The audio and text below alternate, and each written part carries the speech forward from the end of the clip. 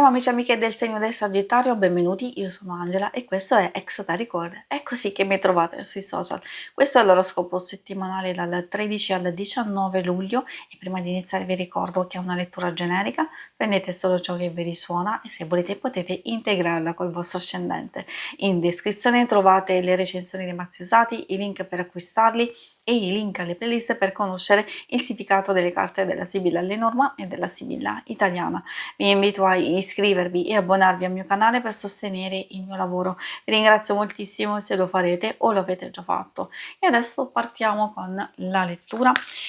Inquadriamo la vostra settimana con le energie principali, poi vedremo i segni zodiacali più importanti per voi e poi l'amore, il lavoro e le finanze.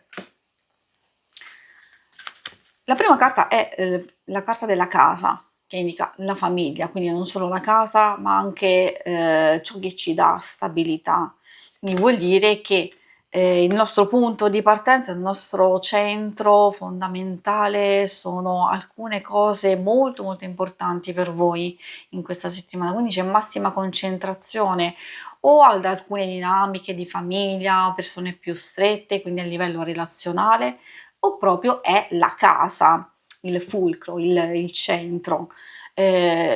Trasferimento, magari vacanza oppure sistemazione, magari un momento giusto per rinfrescare, ripulire, cambiare qualcosa, quindi di qualsiasi circostanza ovviamente c'è da parte vostra un voler ottenere dei risultati che siano tangibili, sicuri, stabili e probabilmente ci riuscirete perfettamente. La torre appunto indica o la fase di preparazione, quindi una volta che avete fatto il punto della situazione, ordine, eccetera, quindi anche ritrovare pace e energia, queste andranno a favorire gli sviluppi futuri e infatti è proprio la cicogna che ci sta dicendo questo.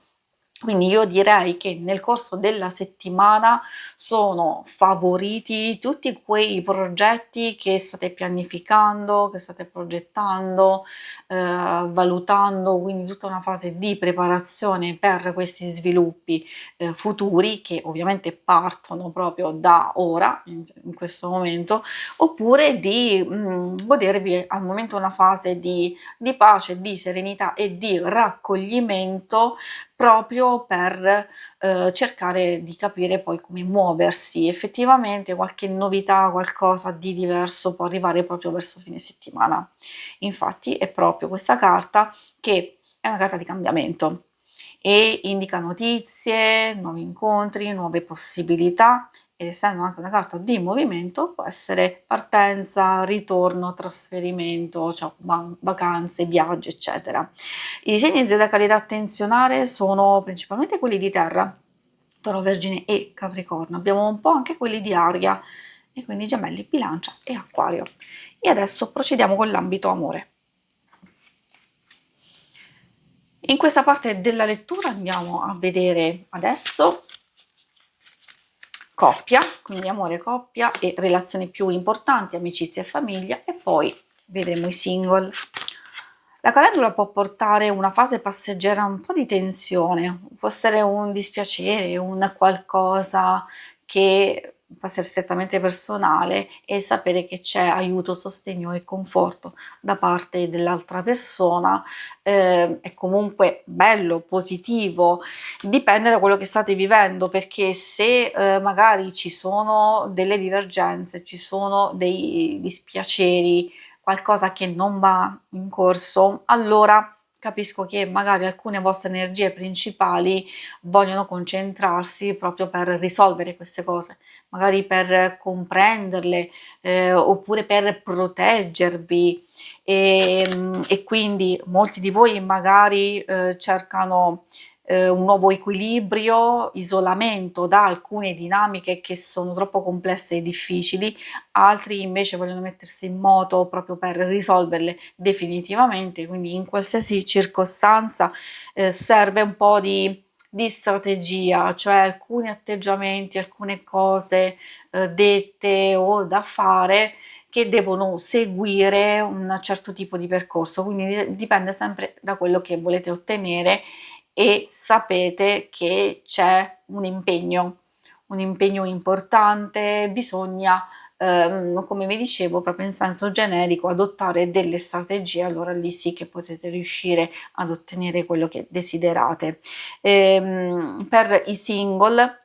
queste carte possono indicare quella strategia che è proprio il punto centrale di questa parte della lettura, perché se volete superare una fase difficile, se magari ci sono alcune dinamiche, questioni in corso che non vi piacciono, che non vi soddisfano, allora ecco che questa, diciamo, fa capire tante cose, magari ampliare le vostre conoscenze o creare nuove connessioni, nuove opportunità, oppure c'è bisogno proprio di lasciare andare quelle vecchie situazioni, quelle vecchie dinamiche che non funzionano più o vi portano sempre nelle stesse situazioni. E adesso procediamo con l'ambito quello più pratico del lavoro e delle finanze.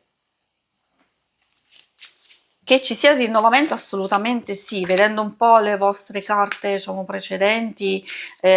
o deve essere superata una fase di isolamento e quindi crearsi nuove opportunità, oppure veramente ci sarà qualche novità che andrà a cambiare. Come abbiamo visto questo ambito e adesso vediamo quello più pratico del lavoro e delle finanze. Magari quello che deve essere attenzionato è questa carta, perché anche qui abbiamo la carta che può riferirsi un attimino alla casa, però in questo caso è un po' più di attenzione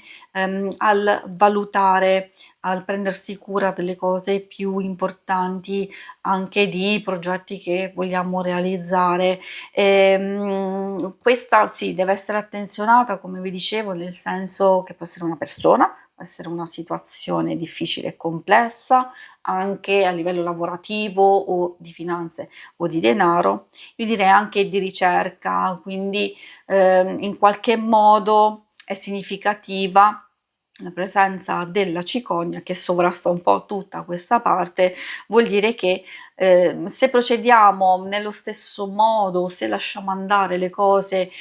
come stanno andando, potrebbe essere difficile che alcune cose si possano risolvere immediatamente. Invece se ci attiviamo, se cerchiamo proprio volutamente questo cambiamento, allora possono arrivare al più presto delle notizie o qualcosa finalmente si possono sbloccare. Qui dovete cercare di capire in base a quello che vivete come adottare appunto queste strategie. Che poi che sia una situazione, che sia una persona, che sia un qualcosa che stiamo cercando di superare, a volte può essere anche un blocco esterno e magari è lì che dobbiamo poi farci trovare pronti con pianificazione, con strategia, con massima chiarezza di capire poi tutti i nostri passi successivi. Quindi è vero, un blocco che in realtà non è totalmente negativo, ma che ci può permettere di studiare ogni mossa, ogni cosa nel dettaglio più minimo, quindi nella massima cura e attenzione. Si conclude qui la lettura, vi ringrazio per avermi seguita, se volete in alto a destra trovate il logo per iscrivervi al canale, mentre in basso trovate le schermate per vedere il vostro oroscopo mensile e lunare quindicinale. Alla prossima, vi auguro una buona settimana, ciao!